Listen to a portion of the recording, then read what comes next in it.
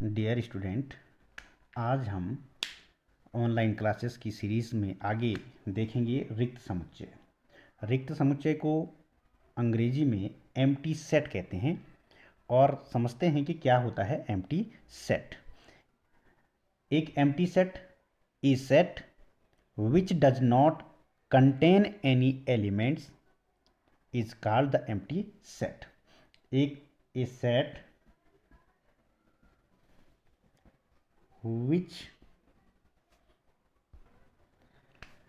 which does not contain any element is called the empty set और the void set। void set भी इसे कहते हैं, null set भी इसे कहते हैं, null set। और इसको जो है इस सैम्बल से, यानी कि हमने सेट का सैम्बल बनाना है, इसके अंदर कोई भी एलिमेंट नहीं होना चाहिए और या हम इसको फाई के रूप में प्रदर्शित करते हैं। तो ये होता है रिक्त समुच्चय, एम्प्टी सेट। इसको हम हिंदी में कैसे समझेंगे कि एक ऐसा समुच्चय जिसके अंदर कोई भी एलिमेंट अवयव नहीं है। ऐसा समुच्चय जिसके अंदर कोई भी अवयव नहीं है, तो ऐसे सेट को हम क्या कहेंगे? एम्प्टी सेट कहेंगे, यानी कि रिक्त समुच्चय, एम्प्टी सेट। इसके एग्जाम्पल देखते हैं फ्रेंड। एग्जाम्पल इसका क्या हो सकता है?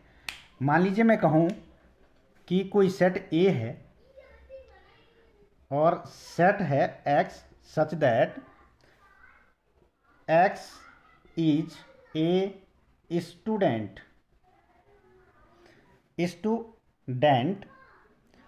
प्रेजेंटली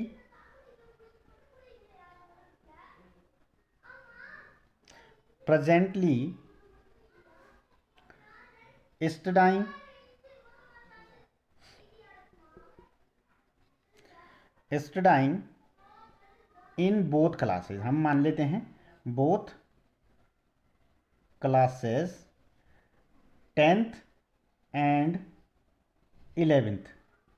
मान लीजिए हमने कोई एक सेट लिया x, और x क्या है कि वो ऐसे स्टूडेंट का एक समुच्चय है जो कक्षा 10 में भी है और 11 में भी पढ़ता है, जो कक्षा 10 और 11 दोनों में पढ़ता है। तो प्यारे बच्चों, ऐसा कोई भी बच्चा ऐसा नहीं होगा जो कक्षा 10 में भी हो और 11 में भी हो, 11वें में भी पढ़ता हो, क्योंकि कोई भी बच्चा एक ही क्लास में होगा, या तो वो 10th में होगा या फिर 11th में होगा। तो इस प्रकार का जो समुच्चय होगा उसे हम रिक्त समुच्चय या फिर इसे फाई से, यानी कि फाई डिनोट करेंगे। फाई मतलब एम्प्टी सेट। या तो हम इस सैम्बल से डिनोट करेंगे या इससे डिनोट करेंगे कि इसके अंदर कोई भी एलिमेंट नहीं है, तो ये रिक्त समुच्चय कहलाएगा। तो ये एक उदाहरण है इसका। नेक्स्ट एग्जाम्पल जो इसका है वो है, कोई सेट बी है और बी हमारा एक्स एक सेट है, इस प्रकार है x such that 1 is less than x is less than 2। और ये कहा जाए आपसे कि x is a natural number.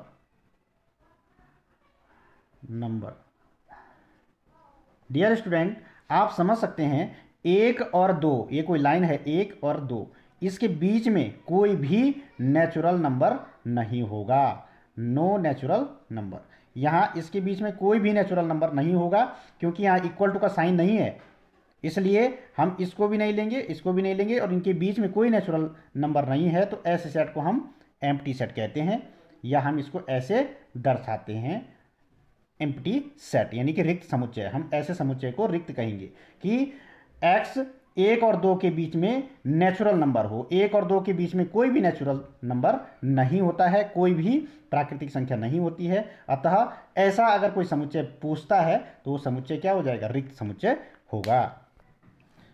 अब हम जानते हैं परिमित समुच्चय। परिमित समुच्चय, परिमित समुच्चय फाइनाइट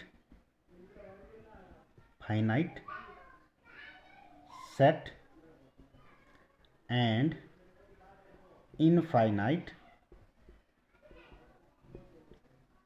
सेट। आइए हम इसको जानते हैं। ए सेट, इसको हम ऐसे लिखेंगे, a set which consists of a finite number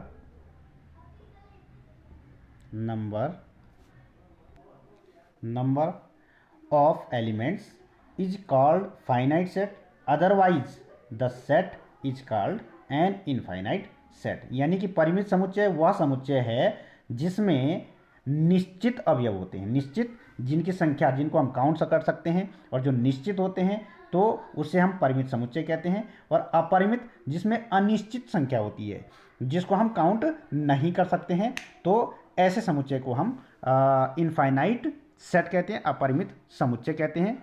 देखिए इसके उदाहरण देखते हैं कुछ। फॉर एग्जांपल लेते हैं, मान लीजिए एक सेट है ए और सेट में 1 2 3 और 4 है। ये 4 इसमें एलिमेंट हैं, 4 एलिमेंट हैं।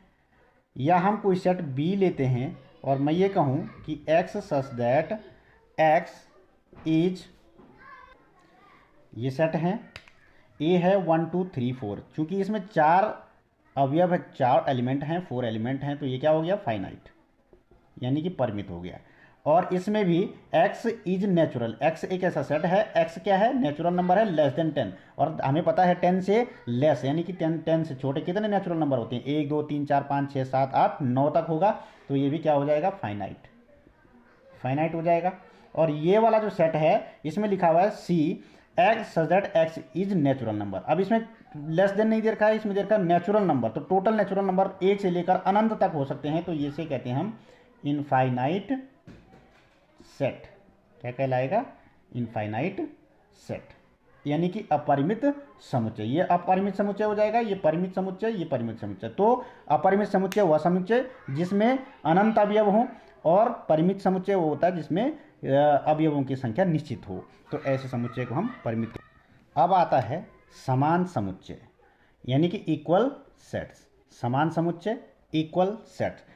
इक्वल सेट कौन से होते हैं, कोई भी दो सेट जो हमारे पास हों, ए और बी मान लीजिए कोई दो सेट हैं, और इसमें मेंबर है 1 2 3, इसमें है 3 2 1, तो बराबर मेंबर और एक जैसे हों तो उसे इक्वल सेट कहते हैं। यानी कि यहाँ 1 है तो यहाँ भी 1 है, 2 है तो यहाँ भी 2 है, 3 है तो यहाँ भी 3 है। तो ऐसा सेट जिसमें अवयव एक जैसे हों और संख्या भी उनकी बराबर हो, तो ऐसे समुच्चय को हम समान समुच्चय कहते हैं, इक्वल सेट्स कहते हैं। तो आइए इसकी डेफिनेशन देखते हैं। यहाँ हम ये कह सकते हैं कि if we have two sets, ये भी कह सकते हैं, नॉन एम्प्टी भी कह सकते हैं क्योंकि सेट नॉन एम्प्टी हो, ए एंड बी, हमारे पास दो सेट हैं, एंड कैसे हैं वो दोनों सेट, तो ये हम डेफिनेशन लिखी। If we have two sets A and B, हमारे पास दो सेट हैं ए और बी, और if every element of A, यानी कि प्रत्येक अवयव, जो ए का प्रत्येक अवयव है, every element of A is also an element of B, किसका एलिमेंट होना चाहिए उसे, बी सेट का एलिमेंट होना चाहिए। And if every element of B, प्रत्येक एलिमेंट यानी कि प्रत्येक अवयव जो बी के हैं वो ए के भी अवयव होने चाहिए, then the sets A and B are said to be equal. क्या कहलाएंगे, इक्वल सेट कहलाएंगे। द टू सेट्स, यहां देखेंगे, the two equal sets will have exactly the same element. ये बहुत बड़ी बात कही है कि क्या होनी चाहिए, सेम एलिमेंट होना चाहिए। एग्जाम्पल हम लेते हैं, for example A is equal to, हमारे पास एक सेट है 1 2 3 4, और b इज इक्वल टू क्या है, मान लीजिए 4 2 1 और 3। तो यहाँ देखेंगे 1 है तो 1 भी है, 2 है तो 2 भी है, 3 है तो 3 भी है, 4 है तो 4 भी है, 4 ही एलिमेंट बी में है और 4 ही एलिमेंट ए में है। तो यहाँ पर हम कह सकते हैं कि A equal to B, A equal set हो गए दोनों। ये समुच्चय कैसे हो गए, समान समुच्चय हो गए। तो इस प्रकार हम समुच्चय को समान समुच्चय कहेंगे। इसके नेक्स्ट वीडियो में हम इससे संबंधित सारे एक्सरसाइज 1.2 के क्वेश्चन करेंगे। तो डियर स्टूडेंट, आप भी उन क्वेश्चनों को ट्राई करते रहेंगे। जो क्वेश्चन छूट जाते हैं उसको आप करने की कोशिश करेंगे और मुझे मेरे नंबर पर सेंड करेंगे, ताकि मैं आपको उनका, अगर आपको नहीं आता है तो उनका सॉल्यूशन बता सकूं। धन्यवाद।